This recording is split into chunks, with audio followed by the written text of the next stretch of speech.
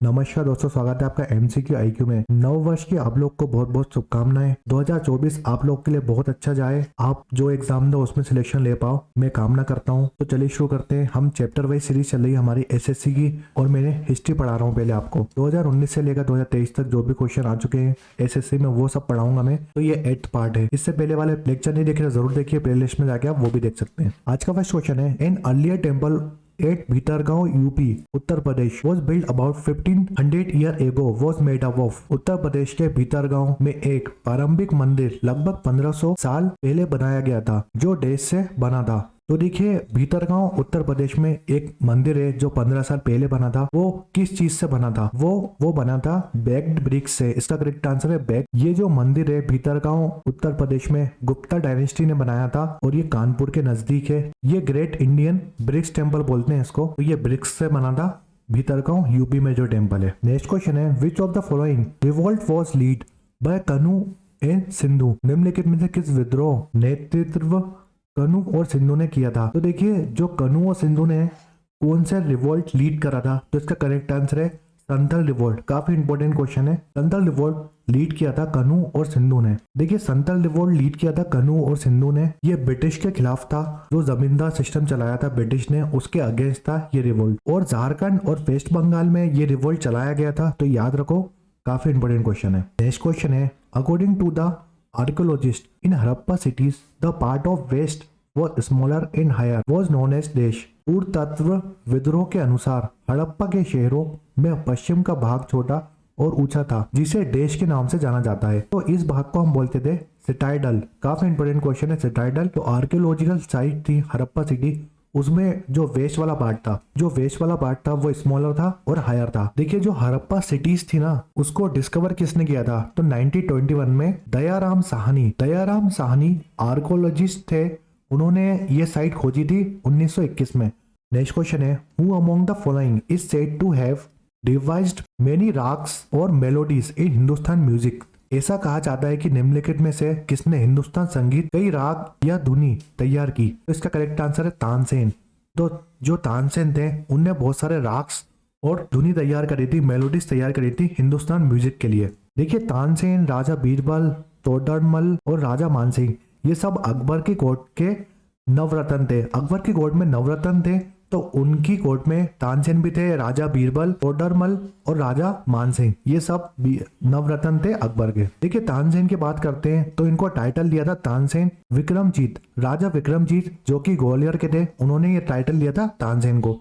अकबर ने टाइटल दिया था तानसेन को कांता बनन बेनी विला, ये टाइटल लिया था अकबर ने। देखिए, जो तानसेन थे वो 2 जन की कोर्ट में थे। पहले राजा रामचंद्र सिंह जी जो कि रीवा के थे राजा, उनकी कोर्ट पोएट थे तानसेन। उसके बाद अकबर ने अपनी कोर्ट में बुला लिया था तानसेन को। इन्होंने द्रौपद जो स्टाइल है, इनकी स्टाइल कौन सी थी? तो द्रौपद स्टाइल में गाते थे तानसेन, ये भी याद रखो। देखिए, तानसेन ने बहुत सारी चीज इन्वेंट करी थी, जैसे राग दरबारी, राजा मियाँ की तोड़ी, डे राग, मियाँ की सारंग, मियाँ की मेहर, ये सब इन्वेंट किया था तानसेन जी ने। नेक्स्ट क्वेश्चन है, vernacular press act was enacted in which year. Vernacular press अधिनियम किस वर्ष लागू किया गया था? तो इसका करेक्ट आंसर है 1878 में वर्निकुलर प्रेस एक्ट लागू किया गया था। कि जो वर्निकुलर प्रेस एक्ट था वो पास किया था लॉर्ड लेटन ने, याद रखो 1878 में। इस एक्ट को हम गैगिंग एक्ट भी बोलते हैं। काफी इंपोर्टेंट क्वेश्चन है। और ये जो एक्ट था वो टारगेट करता था जो अमृत बाजार पत्रिका है ना,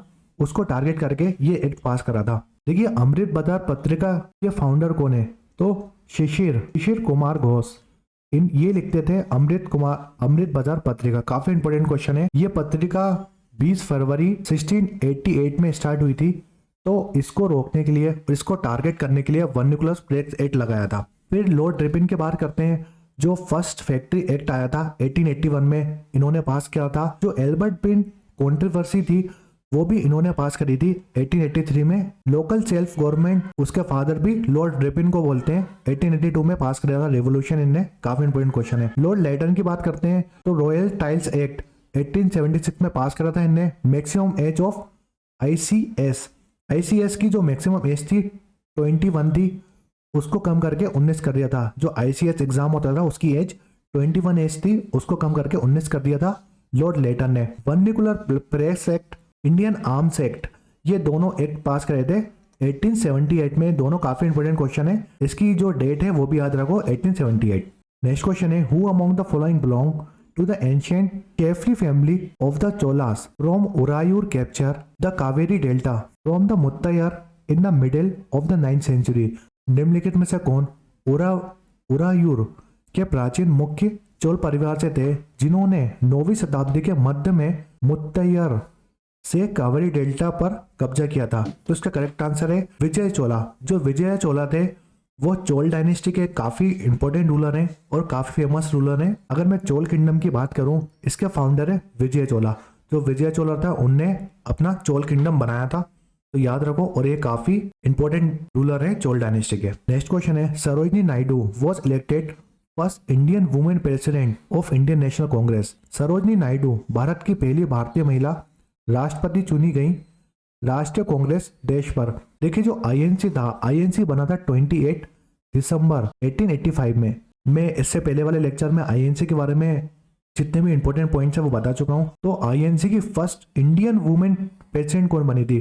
देखिए क्वेश्चन ध्यान से सुनिएगा। इंडियन वुमेन प्रेसिडेंट बनी थी सरोजिनी नायडू, और वो कौन सा सेशन था? वो कानपुर सेशन था। ईयर की बात करूं तो 1925 में Sarojini Naidu first Indian women president थी जो इलेक्ट हुई थी आईएनसी में। अगर मैं फर्स्ट वुमेन प्रेसिडेंट पूछूं, देखिए फर्स्ट इंडियन पूछेगा तो सरोजिनी नायडू 1925 में, और सेशन था कानपुर वाला। अगर सिर्फ मैं पूछूं कि फर्स्ट वुमेन प्रेसिडेंट कौन थी आईएनसी की, तो वो सेशन था कोलकाता 1917 में एनी बेसेंट बनी थी फर्स्ट वुमेन प्रेसिडेंट। अगर इंडिया के पूछेगा तो वो थी सरोजिनी नायडू। देखिए मैंने बताया कि 1885 में आईएनसी बना था, तो आईएनसी के फर्स्ट प्रेसिडेंट बने थे, बॉम्बे सेशन था WC बनर्जी। फिर 1887 में फर्स्ट मुस्लिम प्रेसिडेंट बने थे आईएनसी के, मद्रास सेशन था बदरुद्दीन तैयब जी। फर्स्ट ब्रिटिश प्रेसिडेंट कौन बने थे 1888 में आईएनसी के?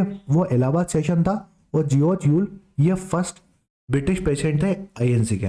नेक्स्ट क्वेश्चन है, Chola inscription mention several category of land which of the following land was non gifted to the temple.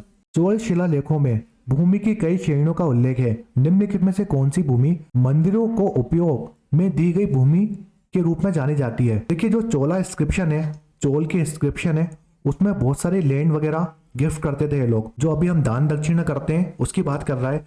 तो जो लैंड, जो जमीन हम मंदिर के लिए दान करते थे उसको क्या बोलते थे? तो काफी इंपोर्टेंट क्वेश्चन है, देवादान बोलते थे इसको। जो मंदिर के लिए हम गिफ्ट करते थे वो जमीन। देखिए चोल इंस्क्रिप्शन में बहुत सारे लैंड वगैरह, जो जितने भी जमीन वगैरह हैं उसको दान करने के अलग अलग नाम थे।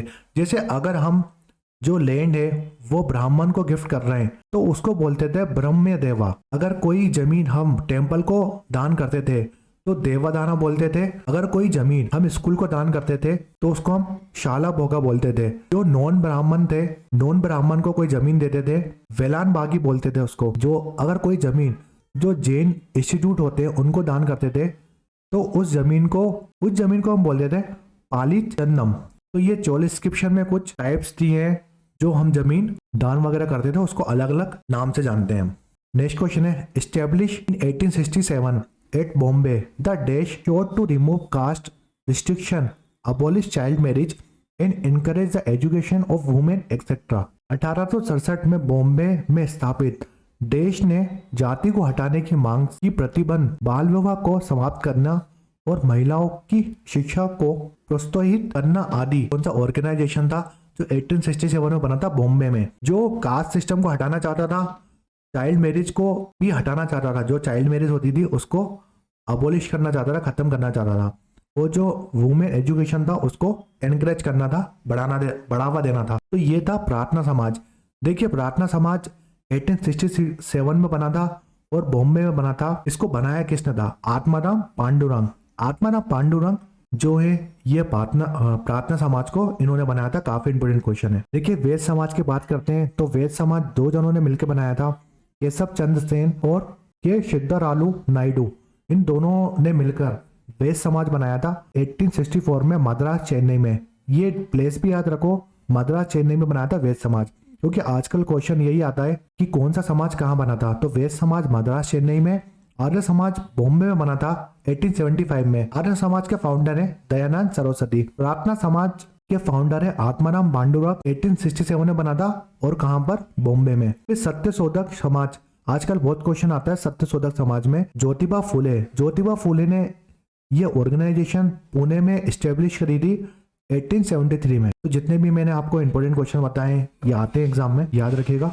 नेक्स्ट क्वेश्चन है, which of the following was known as organisation of merchant in inscription of Pallava. पल्लवों के शिलालेखों में निम्नलिखित में से किसे व्यापारियों के संगठन के रूप में जाना जाता है। तो इसका करेक्ट आंसर है नगाराम, ऑप्शन ए। तो पल्लव डायनेस्टी की बात करते हैं, सिम्हा विष्णु ने ये डायनेस्टी बनाई थी और ये पूजा करते थे शिव भगवान और विष्णु भगवान की। और पल्लव डायनेस्टी की कैपिटल थी कांचीपुरम। पल्लव डायनेस्टी कैपिटल थी। देखिए इनके टाइम में मेनली 3 टाइप की प्लेसेस थी।